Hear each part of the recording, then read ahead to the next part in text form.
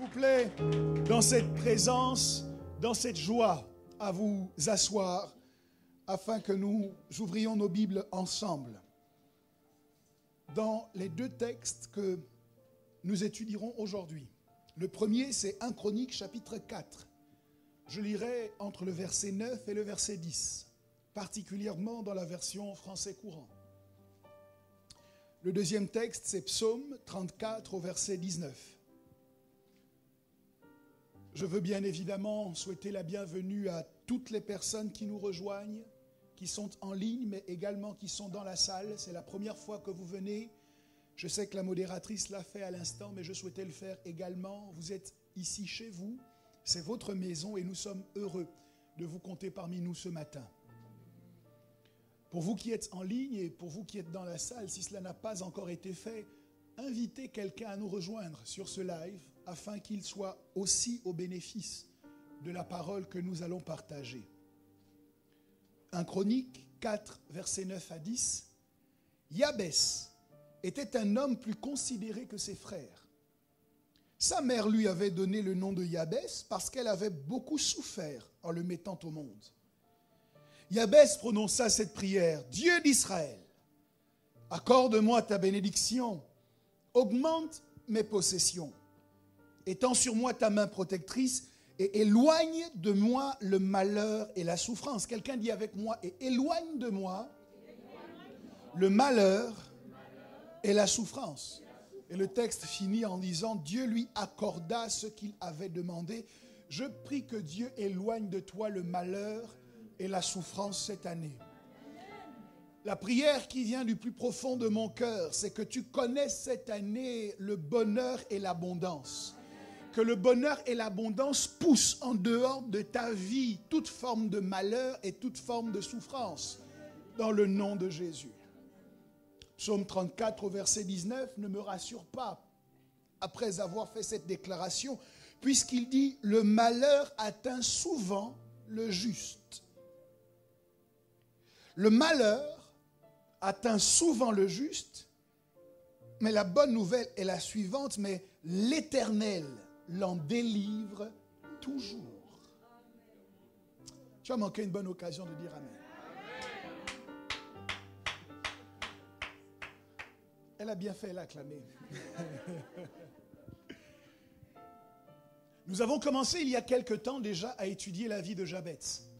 J'ai parlé avec vous sur ce passage et nous avons prêché sur les différentes portions de sa prière. Nous avons prêché l'histoire de la bénédiction puisque la première chose qu'il demande à Dieu, c'est que Dieu lui accorde sa bénédiction. Nous avons également prié ou parlé du fait que Dieu veut augmenter nos possessions. Nous devons aspirer à cela et agir pour que nos possessions tout au long de cette année soient augmentées. J'ai posé la question à l'assistance il y a peu en disant: qu'est-ce qui vous sécurise? Pour mettre le point ou le doigt sur le fait que notre protecteur, c'est Jésus-Christ. Et aujourd'hui, je veux travailler sur le dernier pan de cette prière où il dit à Dieu: éloigne de moi le malheur et la souffrance. Lorsque nous avons étudié ce personnage, les premiers éléments qui sont remontés à notre connaissance, c'est que Jabès est un nom qui signifie souffrance. Et que Jabès est né dans la souffrance. D'ailleurs, sa mère lui a donné le nom de souffrance à cause des douleurs qu'elle a éprouvées en le mettant au monde. Toute la vie de Jabès a donc été une succession de malheurs, une succession d'épreuves, une succession de douleurs. Mais fort heureusement, Jabès a pu en sortir parce qu'il n'y a pas de fatalité.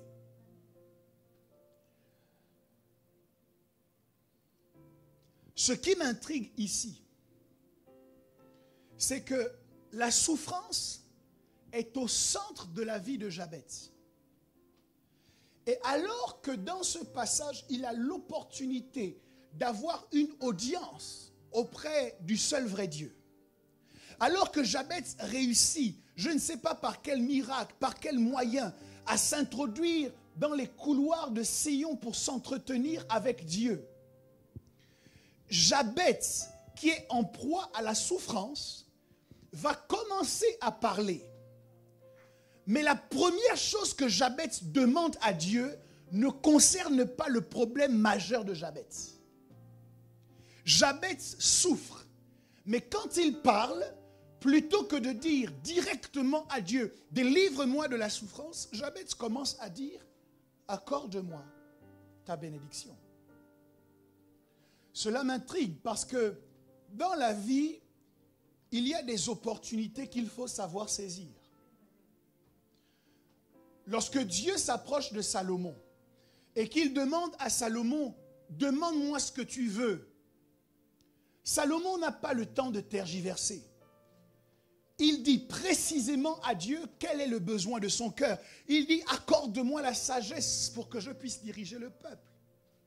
Salomon ne se perd pas dans des explications douteuses et floues en disant à Dieu, je suis triste parce que mon père vient de mourir, je me sens faible, je me sens incapable, j'ai besoin que tu me consoles. Non, Salomon va droit au but, one shot.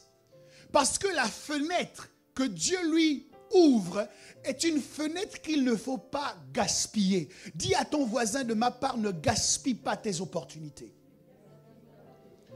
J'ai appris que ce qui fait la différence entre les gens dans la vie, ce n'est pas que certains ont plus d'opportunités que d'autres, mais ce que certains savent saisir les opportunités qui s'offrent à eux quand d'autres les méprisent et les négligent. Cet homme est assis aux abords de la piscine de Bethesda et Jésus, qui a fait le voyage depuis le ciel sur la terre, qui aurait pu être à n'importe quel endroit, arrive aux abords de la piscine de Bethesda pour poser une question à cet homme. Veux-tu être guéri?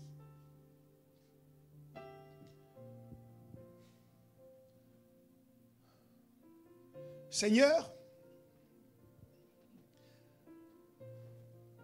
chaque fois que l'eau est agitée, il n'y a personne pour me jeter. Le temps que j'y arrive, un autre s'est déjà jeté. Est-ce que Jésus t'a demandé tout ça? Jésus ne t'a pas demandé, y a-t-il quelqu'un pour te jeter? Jésus t'a demandé, veux-tu être guéri? Tu dois apprendre dans ta vie à répondre aux questions que l'on te pose. Jésus ne t'a pas demandé, est-ce que tu as le temps de te jeter dans l'eau? Jésus t'a demandé, veux-tu être guéri? Tu dois apprendre dans la vie à répondre aux questions que l'on te pose parce que derrière certaines questions, il y a des opportunités de guérison. Derrière certaines questions, il y a des opportunités de bénédiction. Derrière certaines questions, Dieu dit à Jérémie, que vois-tu? C'est la réponse de Jérémie qui permet la prophétie de Jérémie. Jésus demande à ses disciples, qui dit-on que je suis? C'est la réponse de Pierre qui permet la révélation de la destinée de Pierre par la bouche de Jésus. La réponse que tu donnes à certaines questions est la clé pour débloquer tes bénédictions. Dis à ton voisin, tu dois savoir saisir les opportunités. Tu dois savoir saisir les opportunités.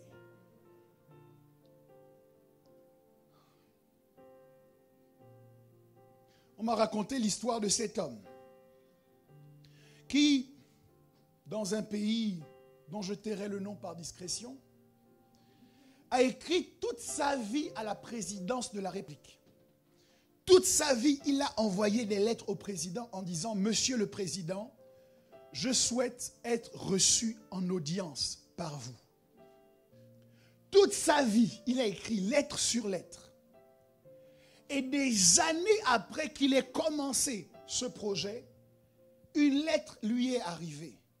Le président est disposé à vous recevoir. Tout heureux qu'il était, il a crié dans tout le quartier, ma vie va changer. Je vais voir le président. Les gens lui disent, oui, tu vas voir le président. Oui, il m'a répondu, j'ai audience, je vais y aller, ma vie va changer. Mais les gars, mes problèmes sont terminés. Fini la souffrance, fini la galère. Le président va me recevoir. Le voilà arrivant à la présidence et finalement entrant dans le bureau du président. Certains disent que ce président avait un pouvoir occulte qui forçait les gens à lui demander les choses qu'il ne voulait pas. N'ayant pas pu vérifier, je ne peux pas m'associer à cette façon de voir les choses, sans la nier pour autant. Mais il est possible aussi que cet homme ait été tellement impressionné d'être dans la présence de l'autorité de toute la nation. Le président lui a dit, on m'a dit que vous vouliez me voir. Qu'est-ce que je peux faire pour vous? Et ce monsieur, un peu comme s'il était sorti de son corps, s'est entendu répondre au président, Monsieur le Président, je veux un frigidaire.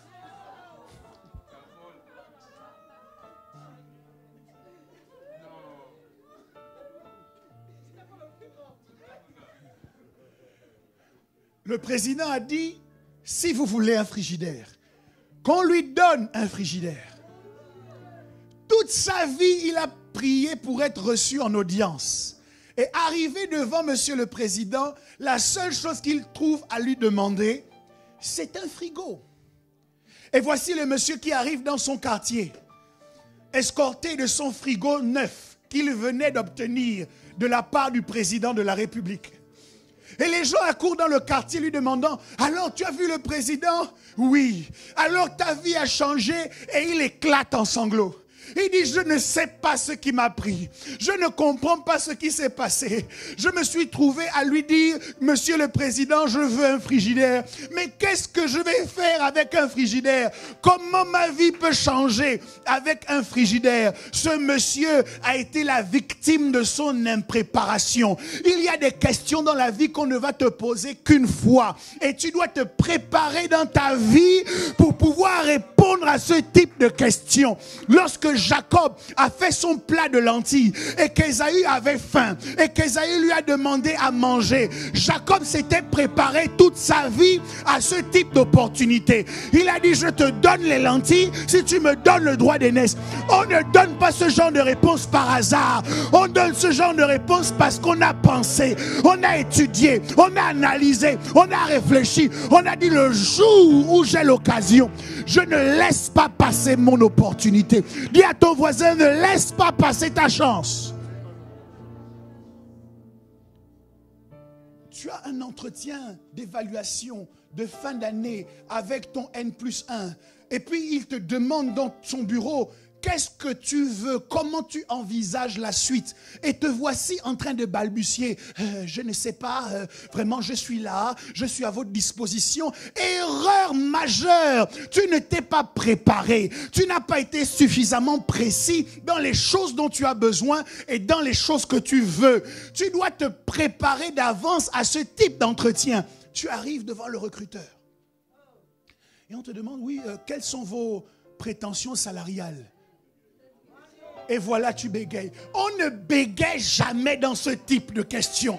Tu dois avoir mené ton enquête, fait des investigations, déterminer comment on paye dans la profession, à quel échelon, à quelle ancienneté, avec quel type de diplôme. Et ta réponse doit être faite les yeux dans les yeux. Voilà ce que moi je veux. Il y a des gens qui souffrent dans la vie parce qu'ils ne savent pas saisir les opportunités que Dieu leur donne. Et je prie que ce ne soit plus ton partage au nom de Jésus. Saisis les opportunités. Il y a des gens que tu ne croiseras qu'un bref instant. On m'a raconté l'histoire d'un homme qu'on appelait Busy. Busy était un ami d'enfance d'un homme avec lequel il a grandi.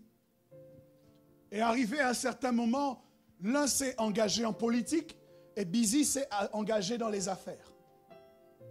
Celui qui s'est engagé dans la politique a eu gain de cause et finalement devenu président de la République. Busy, au contraire, a eu quelques démêlés avec la justice et s'est retrouvé en prison. Il sort donc de prison quelques années plus tard avec son casier judiciaire qui finalement n'est plus vierge, avec une aura détestable, une mauvaise réputation. Et il connaît en fait des grands moments de galère. Voilà qu'un jour, le président de la République fait un bain de foule. C'était à une occasion de célébration de la fête peut-être nationale du pays. Et le président fait un bain de foule. Et pendant qu'il est là en train de passer, pressé par la sécurité, saluant certains, il entend quelqu'un qui crie « Monsieur le Président ! Monsieur le Président !» Donc le président se retourne et là il retrouve son ami d'enfance, il le reconnaît. Il dit « Oh, Busy !» Et donc il s'approche de lui et dit « Alors comment tu vas ?» Et pendant qu'ils sont en train de prendre des nouvelles les uns des autres, la sécurité le presse en disant « Monsieur le Président, il faut y aller, il faut y aller. » Alors pendant qu'il est en train de partir, le président dit « Mais Busy, qu'est-ce que je peux faire pour toi ?» Et Busy répond « Monsieur le Président, je veux boire. »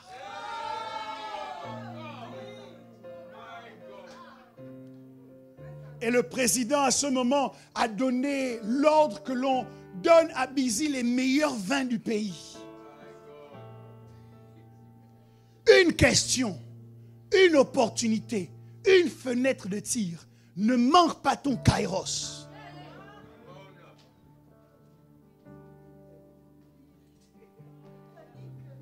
Si Jabez était dans l'assemblée, certainement je lui aurais prêché le même message. Je lui aurais dit, attention Jabez, ta vie est dans la souffrance. Tu es né dans la souffrance. Tu n'as connu que la souffrance. Attention Jabez, prépare bien ton audience avec le roi des rois et le seigneur des seigneurs. Le jour où Dieu va te dire, parle-moi Jabez, attention, mesure bien tes paroles. Et là, j'assiste à l'audience que Dieu donne à Jabez. Et j'ai l'impression qu'il a été mal conseillé. Il parle à Dieu. Et au lieu de mettre l'accent immédiatement sur son problème. Seigneur, je souffre ici-bas. Seigneur, délivre-moi de la souffrance. Je découvre, à ma grande surprise, que Jabez n'aborde pas tout de suite la question de sa souffrance. Il commence à dire à Dieu, accorde-moi ta bénédiction. Ok, peut-être qu'il réserve ça pour la deuxième. Vous savez, la méthode sandwich. Vous savez, quand vous faites une remarque à quelqu'un, vous devez toujours utiliser la méthode du sandwich. Le sandwich est constitué comment? Il y a une tranche de pain en haut, il y a comment on appelle ça? Il y a de la viande au milieu, et puis il y a une tranche de pain en bas. Quand vous faites une remarque à quelqu'un, pour que cette remarque ait le plus de chances d'être acceptée, vous mettez d'abord le pain en haut. Le pain, c'est les compliments. Non, ma soeur, aujourd'hui, tu sais, tu es bien habillée. Waouh, vraiment, tu es éclatante. Bon, là, tu passes maintenant à la viande. Il est vrai que, normalement, cette couleur ne va pas avec telle autre couleur. Mais curieusement, sur toi, ça te va à ravir. Donc, tu es déjà passé la méthode du hamburger. Donc, je me dis, peut-être que Jabez va utiliser la méthode du sandwich. Il a commencé par « accorde-moi ta bénédiction » et puis tout de suite, il va passer au plat de résistance en disant « je souffre ». Mais deuxièmement, Jabez met de côté la souffrance et Jabez dit « augmente mes possessions ». Ah, Jabez, est-ce que tu as marché avec un homme qu'on appelait Busy? Je dis, bon, troisième opportunité. Jabez, pardon, fais attention. Jabez enchaîne encore. Après l'augmentation des possessions, il dit, accorde-moi ta protection. Je dis, mais est-ce que c'est ça dont tu as besoin? Jabez, on connaît ta vie dans le quartier. Jabez, tu souffres. Mais Jabez, quand il parle avec Dieu, va s'occuper de plein d'autres choses. Alors que vous et moi, nous serions allés droit au but en disant, Seigneur, mon problème, c'est que je souffre. Mon problème, c'est que ma mère m'a eu dans la souffrance. Mon problème, c'est que ma mère m'a donné le nom de souffrance. Mon problème, c'est que ma vie n'est que souffrance. Mais Jabez ne fait rien de tout ça. J'aurais dit qu'il fait mal, mais quand je vois qu'à la fin, Dieu lui accorda ce qu'il avait demandé, je pense qu'il y a une sagesse dans la prière de Jabez à laquelle nous devons avoir accès. De quoi s'agit-il? Il s'agit du fait que lorsque nous avons un problème, nous sommes focalisés sur ce problème et nous supposons que Dieu ne peut nous répondre qu'en réglant ce problème. J'ai découvert que toutes les souffrances auxquelles nous faisons face sont semblables à une sorte de nœud. Et que pour défaire un nœud, il ne suffit pas de tirer dessus. On doit enlever fil par fil. Je veux dire à quelqu'un ce matin, il est fort probable que ton problème ne soit pas le problème. Jabez a un problème de souffrance, mais il demande d'abord à Dieu la bénédiction. Pourquoi?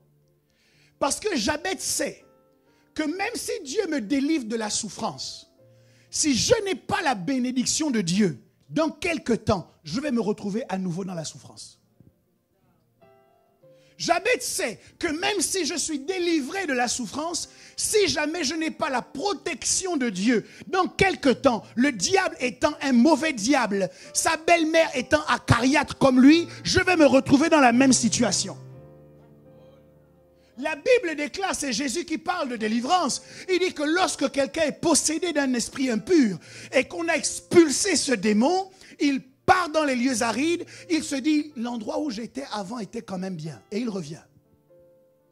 S'il se rend compte que la maison dont il a été expulsé est vide, il va chercher 7 autres démons plus puissants que lui et ils reviennent posséder cette maison et l'état de cette personne est pire qu'avant la délivrance. Donc, le problème de cette personne, ce n'était pas la possession démoniaque, c'est que sa maison était vide.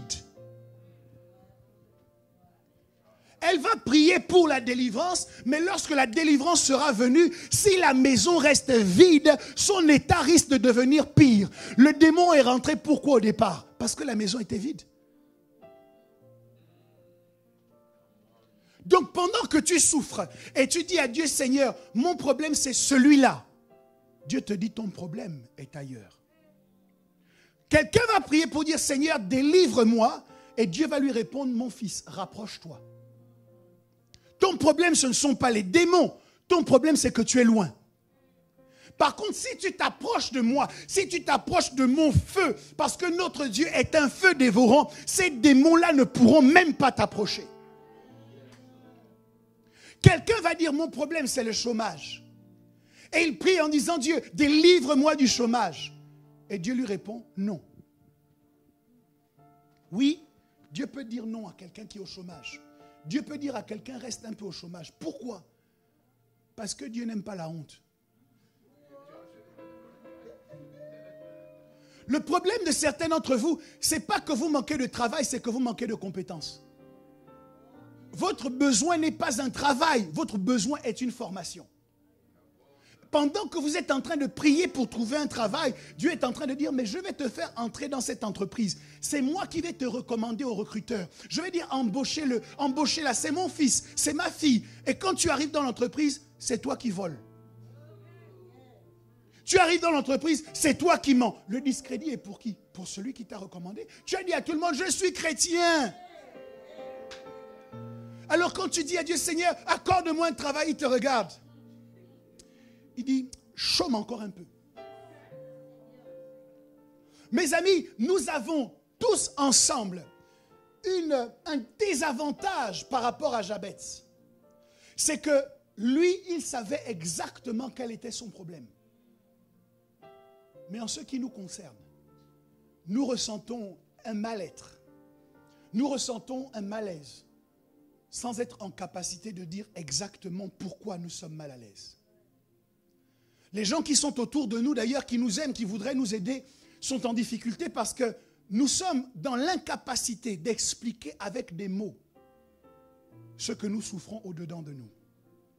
Et ignorer ce par quoi on passe, ne pas être en capacité de mettre le doigt avec précision sur ce qui justifie notre état, augmente la douleur que nous éprouvons. Si vous allez voir un médecin, quels que soient ses diplômes, quelle que soit sa renommée, à partir du moment où il s'est trompé sur le diagnostic, quelle que soit la médication qu'il va vous proposer, elle n'aura aucune efficacité dans votre vie. La précision est essentielle pour pouvoir améliorer son état et sa situation. Jabez avait la précision. Mais dans son intercession, Jabez a choisi de mettre de côté le problème initial qu'il avait. Je comprends donc que lorsque nous nous approchons de Dieu, il est précieux que nous sachions faire confiance à Dieu pour résoudre le besoin que nous lui présentons. La Bible dit, faites connaître tous vos besoins. Elle ne dit pas, dites à Dieu comment résoudre vos problèmes. Elle ne dit pas, expliquez à Dieu comment il va répondre à votre besoin. Faites connaître votre besoin à Dieu. Et Dieu lui-même, il pourvoira. Dieu parle à Moïse. Il lui dit, j'ai vu les atrocités que mon peuple est en train d'endurer en Égypte. J'ai entendu les cris que leur font pousser les Égyptiens. Et je suis descendu. Mon problème dans l'histoire, c'est où Dieu est-il descendu? Il a entendu les cris en Égypte. Il n'est pas descendu en Égypte. Il a entendu, il a vu les atrocités en Égypte. Il n'est pas descendu en Égypte. Il est allé descendre à Madian. Donc pendant que je suis en train de prier pour une situation donnée, Dieu peut descendre dans une situation qui semble n'avoir aucun rapport avec ce que je lui ai demandé. Je souffre de dépression et je dis à Dieu, délivre-moi de la dépression. Et pendant que je l'attends dans la dépression, Dieu me sépare d'une relation. Je dis non, c'est pas ce que j'ai demandé. Moi, je voulais garder cette relation, mais Dieu te dit, le problème, c'est que cette relation justifie ta dépression. C'est pour cette raison que souvent nous sommes exaucés. Mais nous ne savons pas dire que nous avons été exaucés parce que nous attendions l'action de Dieu d'une manière à un endroit précis et Dieu allait se manifester ailleurs. Mais la fin de l'histoire montre que la stratégie de Dieu reste la meilleure. Il a choisi Moïse comme libérateur. Moïse est reparti vers Pharaon et Moïse a fait sortir tout Israël de l'Égypte. La stratégie de Dieu, c'est mieux.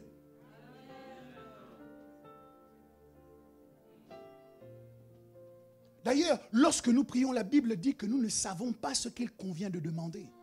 C'est pourquoi le Saint-Esprit intercède pour nous par des soupirs inexprimables.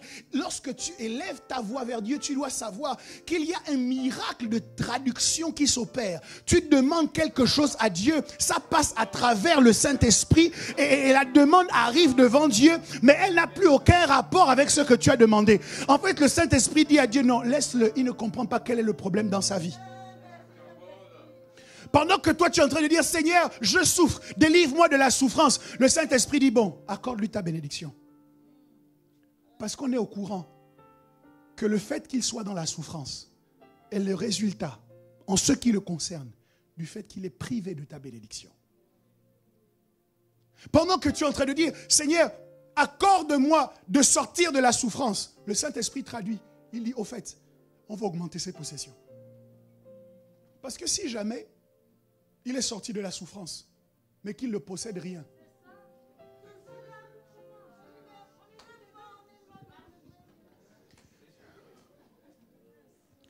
Il y a des gens qui étaient en esclavage aux États-Unis, auxquels le maître du champ d'esclaves, de la plantation de coton, a donné la liberté.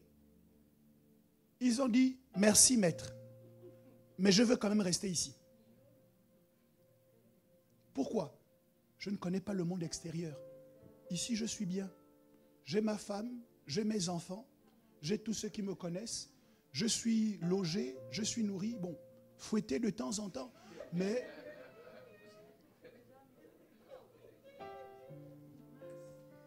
Est-ce que je parle à quelqu'un ce matin? Est-ce que quelqu'un me comprend?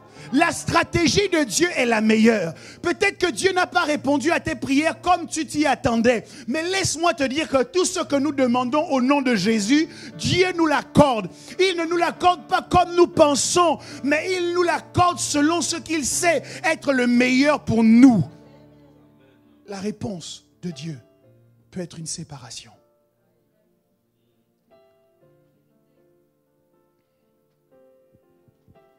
J'imagine les Israélites qui criaient à Dieu et qui ne voyaient pas Dieu. L'autre risque, lorsque nous n'avons pas conscience de la sagesse à laquelle Jabez avait accès, c'est que quand Moïse est arrivé, qu'il a parlé au Pharaon, la première réaction du Pharaon, ça a été d'augmenter la souffrance des Israélites. Vous savez contre qui ils se sont tournés? Pas contre Pharaon qui avait pris la mauvaise décision. Ils se sont tournés contre Moïse en disant c'est parce que tu es allé demander notre liberté que nous souffrons davantage. Lorsque nous ne comprenons pas quel est l'exaucement de nos prières, nous pouvons nous-mêmes combattre l'exaucement de nos prières. Parce que nous n'avons pas eu la sagesse de Dieu pour savoir qu'en vérité, cette personne qui rentre dans notre vie est l'exaucement à une prière que nous avons faite précédemment.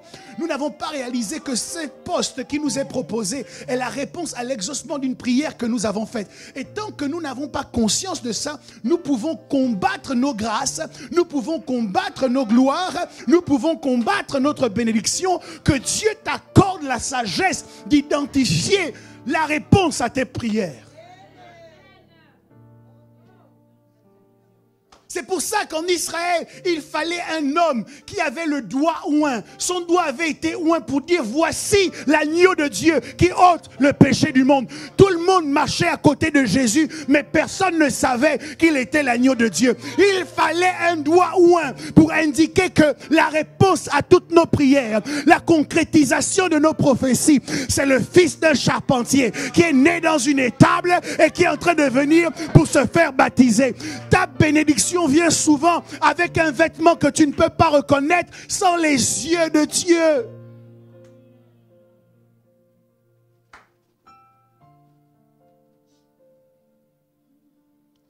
Alors,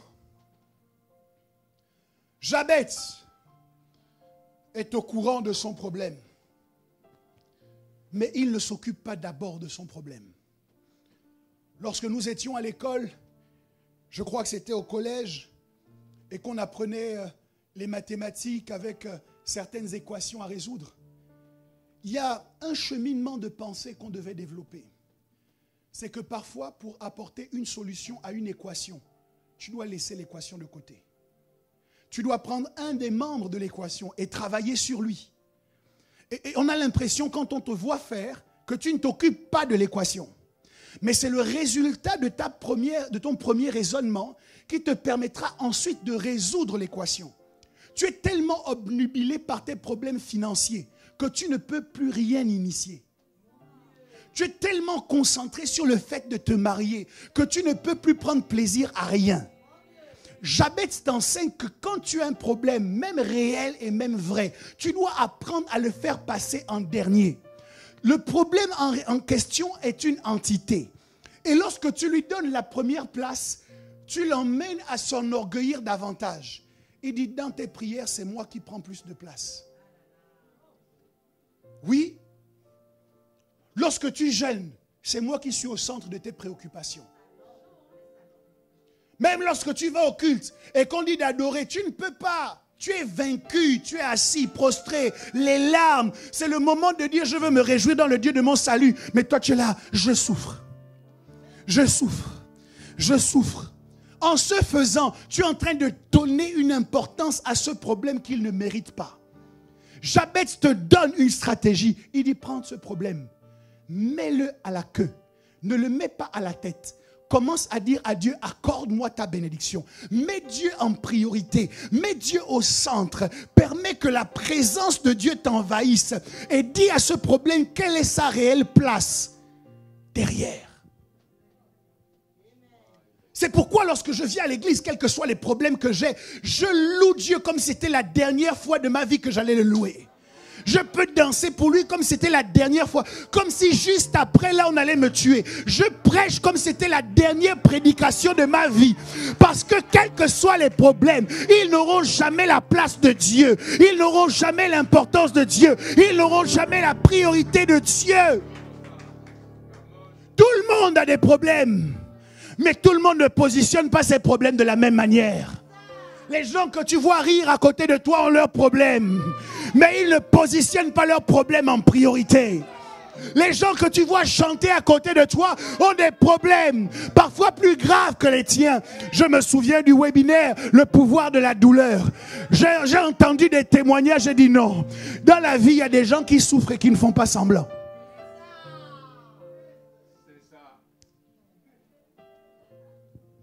Ce n'est pas que les gens n'ont pas de problème. C'est qu'ils ont dit à leurs problèmes, tu n'auras pas la priorité dans ma vie.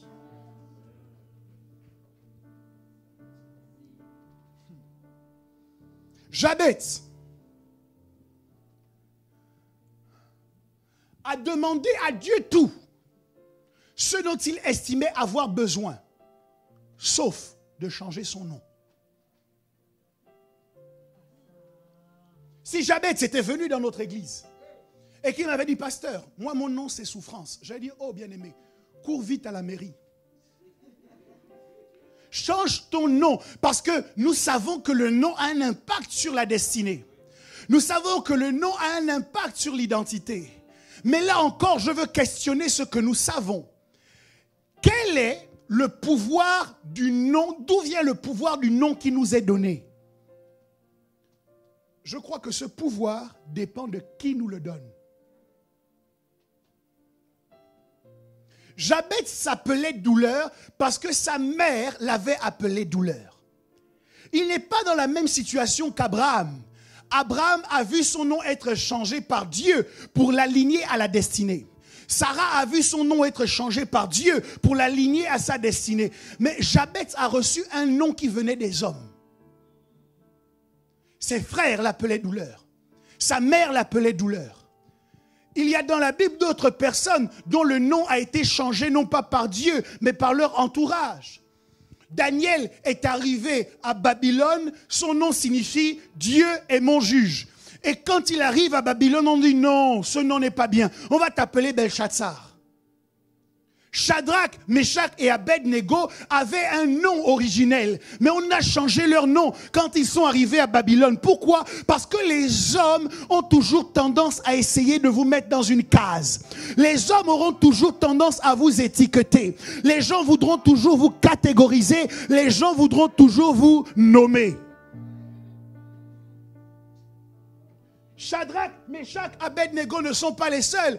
Joseph vient interpréter le songe de Pharaon. Pharaon veut le féliciter. Pharaon lui donne une promotion. Et dans le lot de la promotion, dans le lot du positionnement, Pharaon change le nom de Joseph en disant, désormais, on t'appellera Sophnath Panéat. Joseph dit, mais moi j'ai demandé qu'on change mon nom. C'est le seul héritage que je garde de mon père. C'est le seul gage de mon identité. Je pensais que Shadrach allait se fâcher quand dans la rue on disait Shadrach. Non, Shadrach se retournait.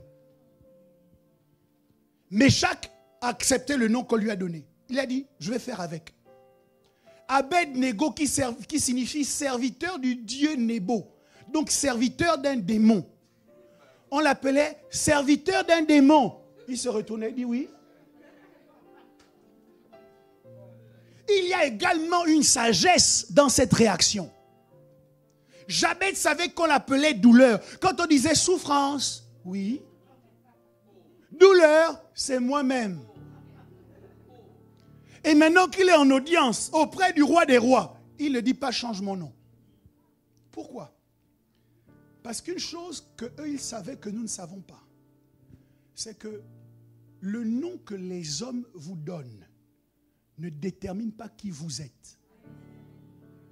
Je vais le redire autrement. Appelez-moi comme vous voulez, mais je serai celui que je veux être.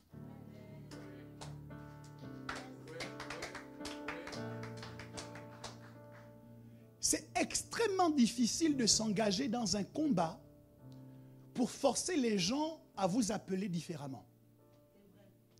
Parce que lorsqu'ils ont établi une thèse,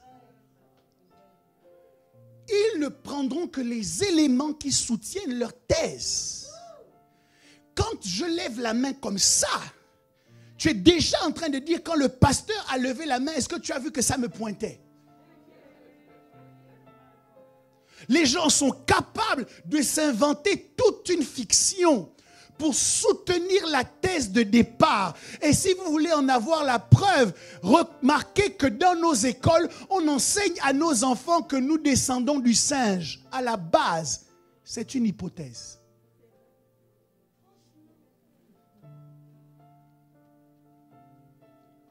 Thèse. Donc, Shadrach aurait pu se dire, moi je vais me battre pour qu'à Babylone, les gens ne m'appellent pas comme ça. Shadrach, je ne me retourne pas.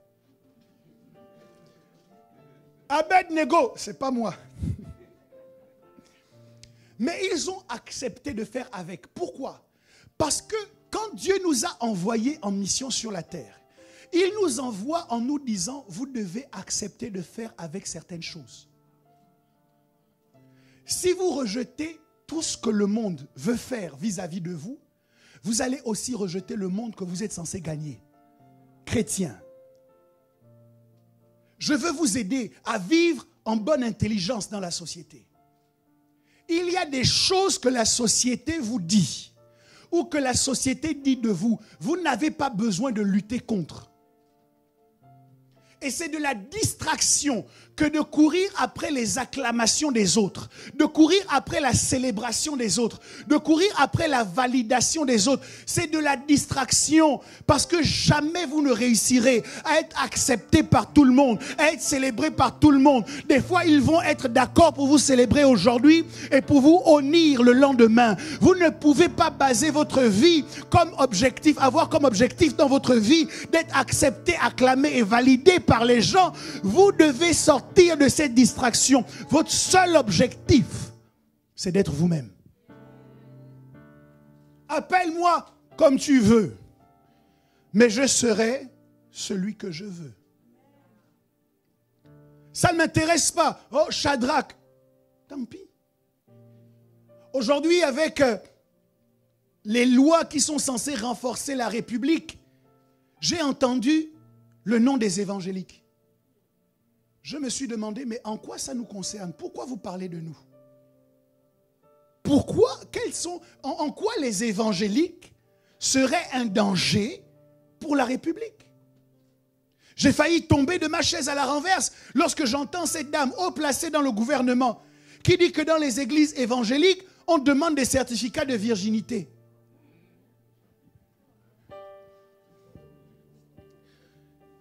Je voulais lui dire, madame, moi je suis évangélique. Toi, tu n'es pas évangélique. D'où vient-il que c'est toi, madame, qui va expliquer ce que font les évangéliques? S'il te plaît, madame.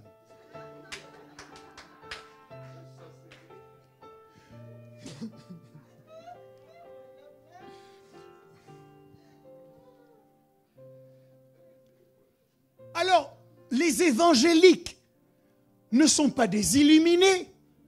Les évangéliques ne sont pas des extrémistes. Et d'ailleurs, vous aurez bien compris que je n'emploie pas cette expression. Je ne dis pas les évangélistes. Parce que vous les entendrez souvent sur les plateaux télé dire les évangélistes. Laissez-moi vous dire qu'il n'y a que 4 évangélistes. Matthieu, Marc, Luc et Jean. C'est eux les évangélistes qui racontent la vie de Jésus. Nous ne sommes pas des évangélistes, nous sommes des évangéliques. Et le fait d'utiliser cette expression sur les plateaux est une démonstration de ce que vous ne maîtrisez pas, messieurs et dames, le sujet que vous abordez. Et quand on ne sait pas, on demande. Alors le monde va vous dire que vous êtes des fous. Le monde va vous dire que vous êtes des fanatiques.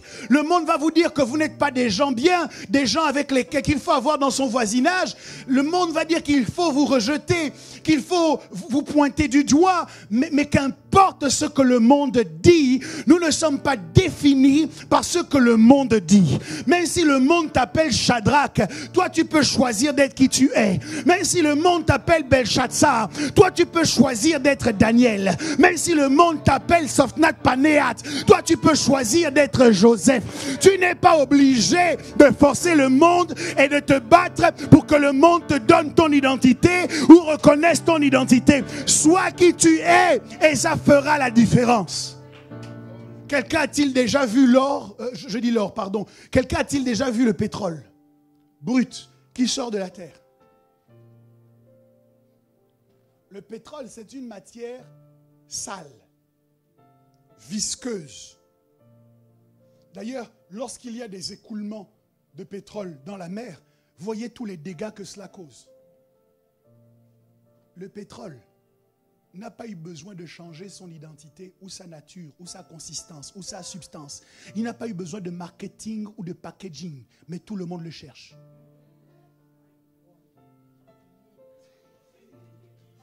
Ça veut dire quoi? Tu n'as pas besoin de te blanchir la peau.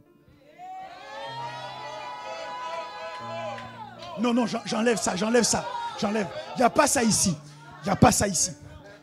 Ça veut dire quoi? Tu n'as pas besoin de faire comme les autres. Tu n'as pas besoin de suivre leur code. Tu n'as pas besoin de leur ressembler sous prétexte que tu veux être accepté. Tu n'es pas venu sur la terre dans le but d'être accepté. Tu es venu pour impacter. Le pétrole a tellement de valeur que dans les ténèbres, on va le chercher. Il est visqueux, mais on va le chercher. D'ailleurs, on a même changé son nom. Plutôt que matière visqueuse, matière bizarre, on a dit, bon, lui, on va maintenant l'appeler l'or noir.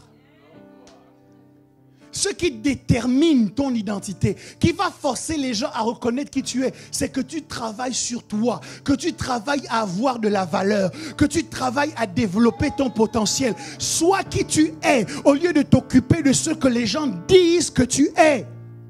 Numéro 1. Numéro 2. Ne rejette pas le monde avec violence. Il t'appelle comme ça par ignorance. Joseph a accepté qu'on l'appelle Sophnath Panéat. D'ailleurs, lorsqu'il reçoit ses frères et qu'il les renvoie, il fait mettre dans le sac de grains de Benjamin une coupe. Ceux qui courent derrière le convoi et qui les arrêtent disent, pourquoi avez-vous dérobé la coupe dont se sert mon maître pour deviner? La coupe de Joseph n'était pas une coupe aux yeux des Égyptiens qui ne servait à rien. Quand les Égyptiens voyaient Joseph, ils avaient l'impression qu'il utilisait cette coupe pour deviner. Donc, quand on regardait Joseph, on avait l'impression qu'il avait adopté les mêmes codes que l'Égypte. Lui, un juif, avec une coupe pour deviner. Mais c'était simplement un stratagème pour continuer à impacter l'environnement dans lequel il se trouvait. Peuple de Dieu, plutôt que de rejeter avec violence le monde, comme l'apôtre Paul dit, nous devons travailler à être juifs avec les juifs et grecs avec les grecs. La richesse du monde n'a pas de problème. Tu dois l'accepter. Mais pendant que tu l'acceptes, le monde va également te donner un nom. Je ne sais pas si je parle à quelqu'un. Nous ne pouvons pas vivre en autarcie en tant que chrétiens. Nous devons nous mélanger au monde. Adopter leurs codes, leur ressembler. Ne pas être exactement comme eux, mais leur donner l'impression qu'on est comme eux. Ils ont raison d'être inquiets parce qu'il y a une agence qui s'appelle le ciel qui a envoyé une armada, toute une armée d'infiltrés. Et nous sommes dans leurs administrations. Et nous sommes dans les mêmes écoles. Et nous sommes dans les mêmes universités. Et nous sommes dans les mêmes entreprises. Nous avons le même conseiller bancaire. Nous avons même ensemble le même conseiller chez Pôle emploi. On se ressemble, mais on n'est pas pareil.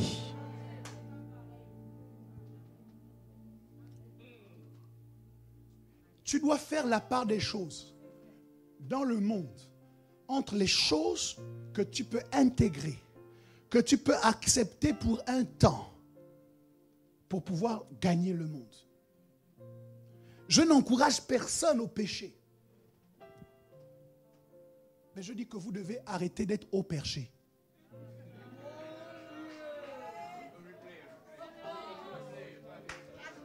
C'est toi qui veux gagner le monde, tu n'es jamais dans le monde. La seule sortie que tu connais, c'est aller à l'église.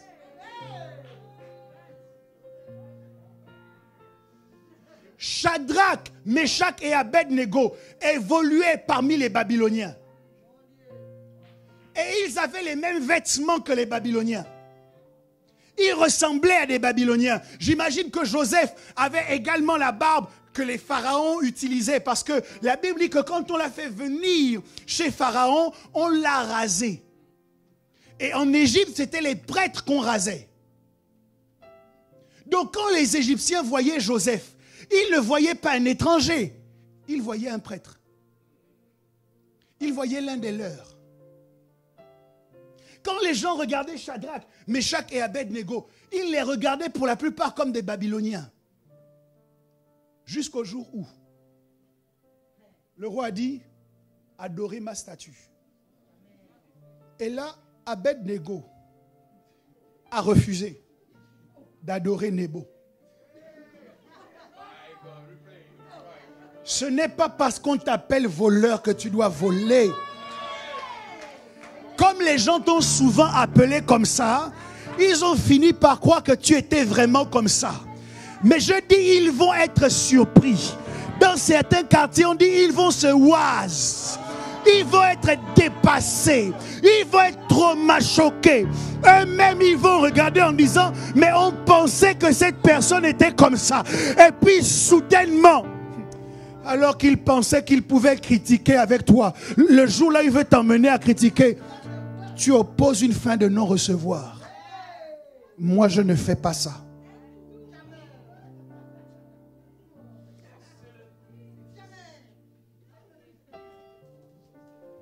Ah, Dieu.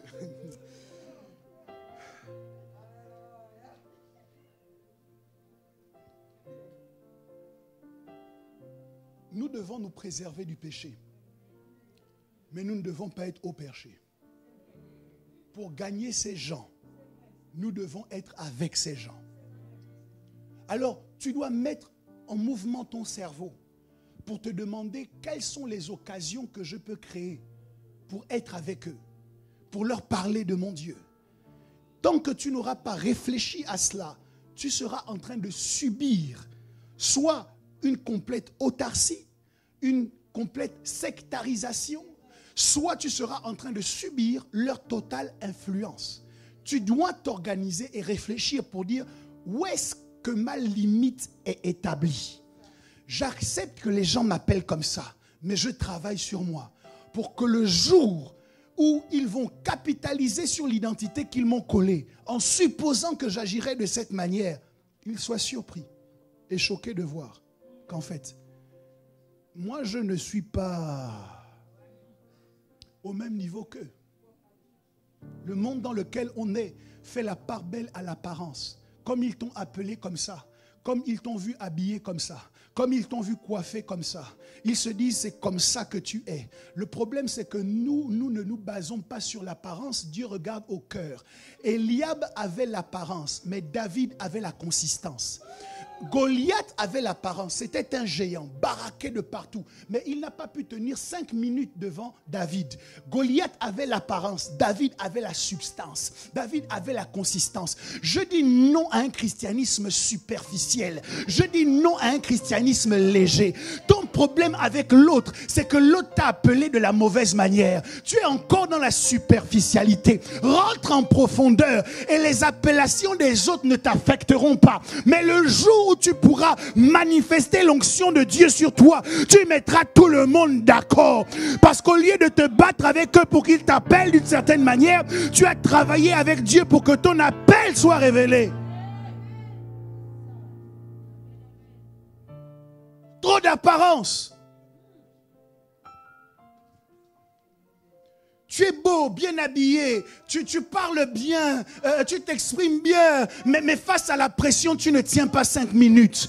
Tu es léger. Je t'encourage, mon frère, à laisser les apparences et à rentrer dans la consistance. Ce qui permet à Daniel, Shadrach, Meshach et Abednego de rester des années à Babylone sans oublier leur Dieu, c'est qu'ils n'étaient pas superficiels, mais ils avaient de la consistance. On pouvait changer leur nom, à l'intérieur d'eux ils n'avaient pas changé. On pouvait changer leurs vêtements, à l'intérieur d'eux ils n'avaient pas changé. On pouvait changer tout un ensemble de choses liées à leur extérieur, mais à l'intérieur d'eux ils n'avaient pas changé.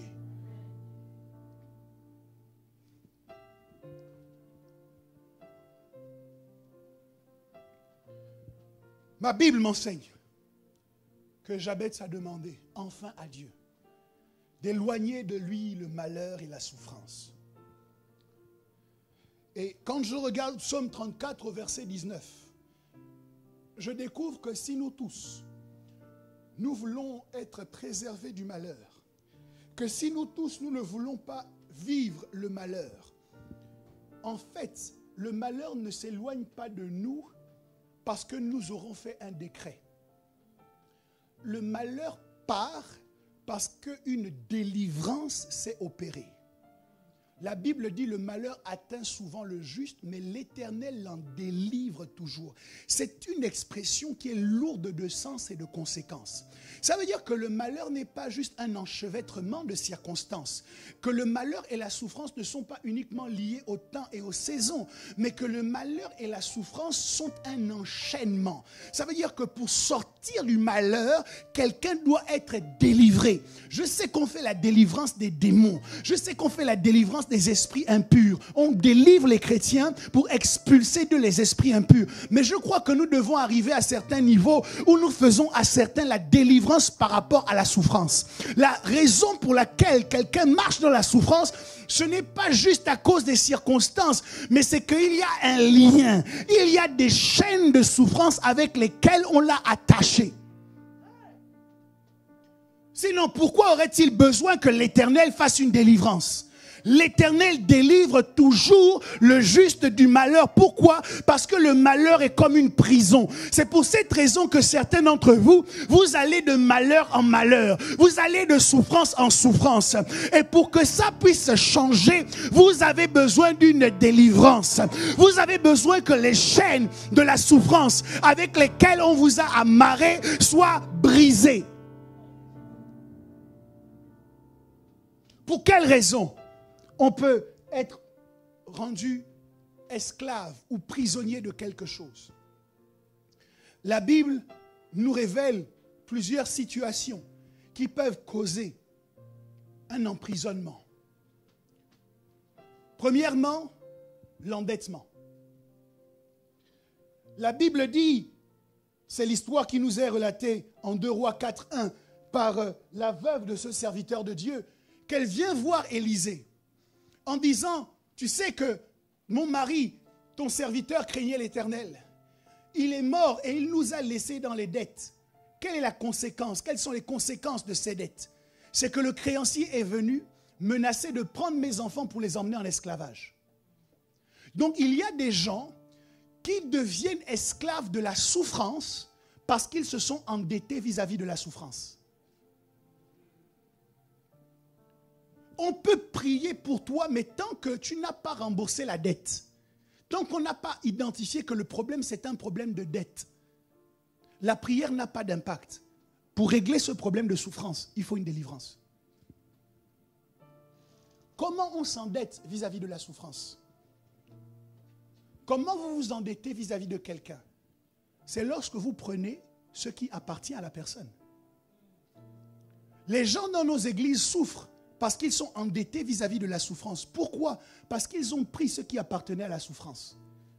Prendre ce qui appartient à la souffrance, c'est faire souffrir les autres. Lorsque tu utilises ta bouche pour faire souffrir les autres, tu es en train de t'endetter vis-à-vis de la souffrance.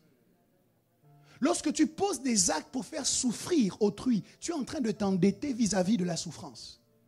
Et laisse-moi te dire qu'un jour ou l'autre, la souffrance va venir te demander de payer tout ce que tu as pris chez elle. Jésus peut dire, le prince de ce monde des ténèbres vient et il n'a rien en moi. Si la souffrance vient, est-ce que tu es sûr qu'elle ne trouvera rien qui lui appartient chez toi? Donc il y a des gens qui sont emprisonnés dans la souffrance parce que leur travail dans la vie, c'est de faire souffrir autrui. La souffrance que vous occasionnez à quelqu'un ne sera jamais sans conséquence. Jamais. C'est pour cette raison que lorsque vous ouvrez votre bouche, vous devez vous assurer que ce sont des paroles bienveillantes qui vont sortir. Vous devez faire attention. Ça suffit de blesser les gens tout le temps et ensuite de venir leur demander pardon. Je veux bien te pardonner, mais avant de blesser, est-ce que tu ne peux pas un peu penser?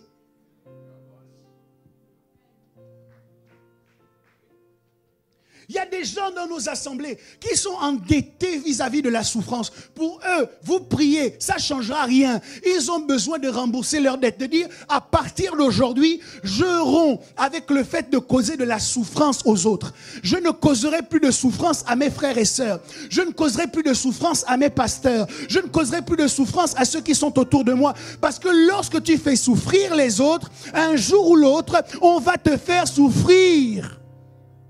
Tu ne peux pas semer la souffrance et espérer te réjouir et récolter l'abondance, la bienveillance et la gentillesse. Non! Fils de serviteur de Dieu, mais menacé d'être emmené en esclavage à cause des dettes.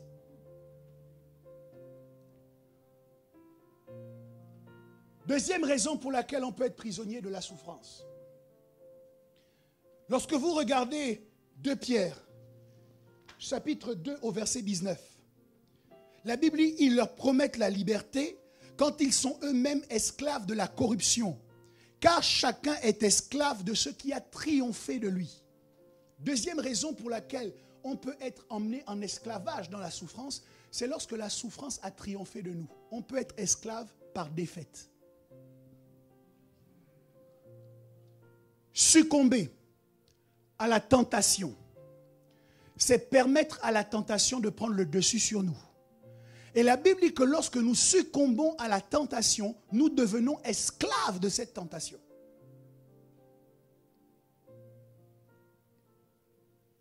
Je voudrais que chacun d'entre nous réfléchisse un peu plus longuement avant de tomber dans le panneau d'une tentation que le diable met sous nos yeux.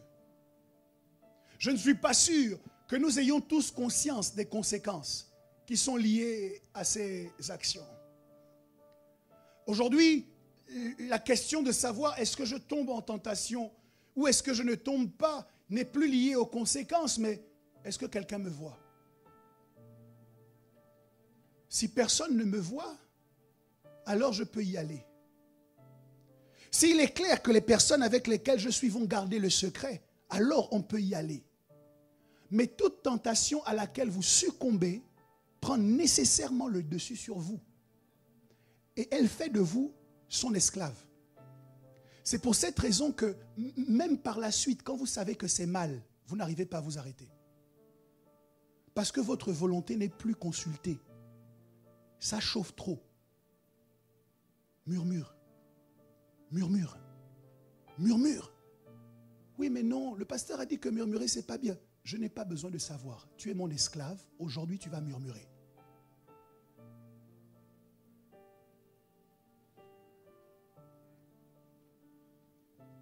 Et puis troisième chose, troisième raison. Pourquoi les gens sont esclaves de la souffrance? Exode chapitre 21, verset 5 à 6 dit, si l'esclave dit, j'aime mon maître, ma femme et mes enfants, je ne veux pas sortir libre, alors son maître le conduira devant Dieu et le fera approcher de la porte ou du poteau. Et son maître lui percera l'oreille, le piercing.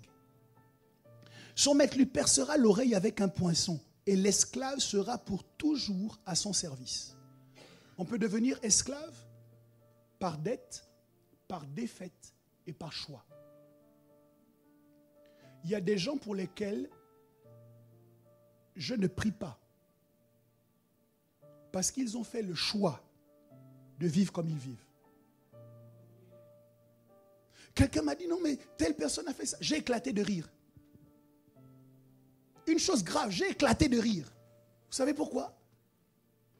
Parce que ça fait peut-être 5 fois qu'on prend la même personne dans la même situation.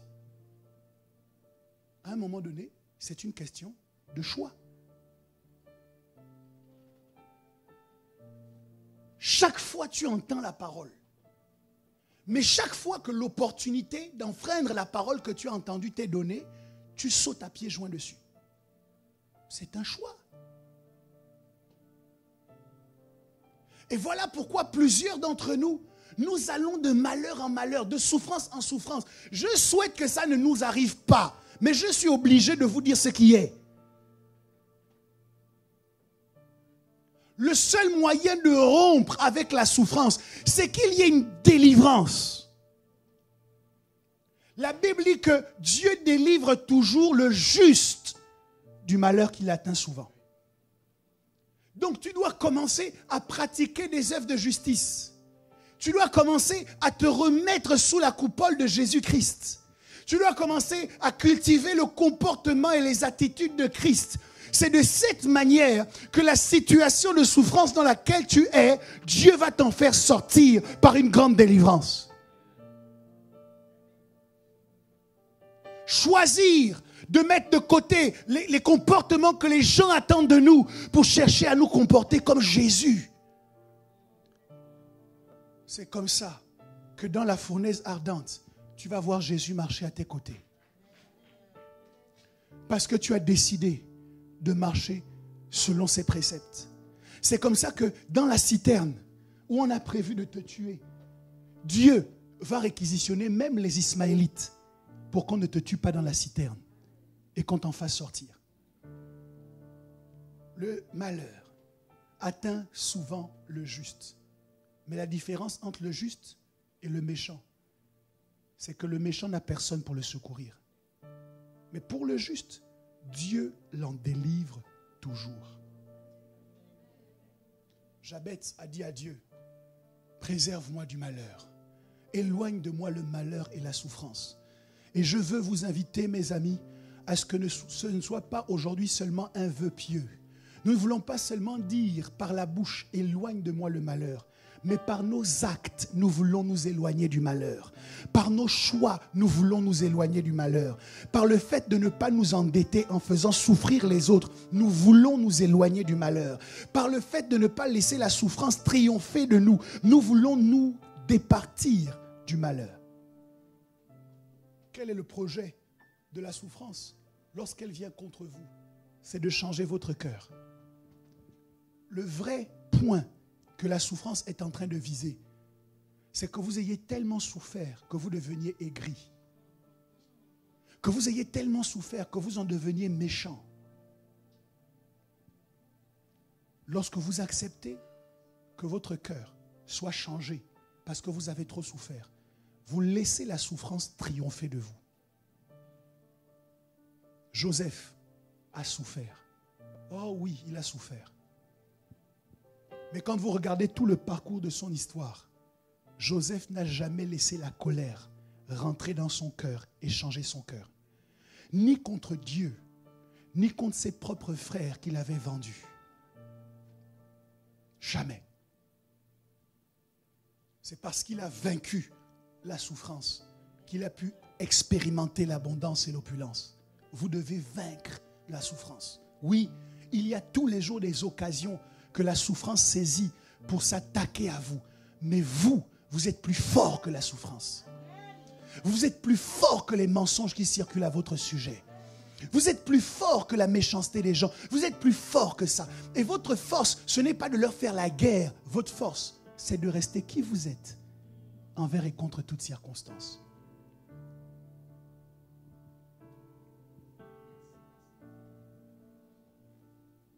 Est-ce qu'il y a quelqu'un qui est victorieux aujourd'hui?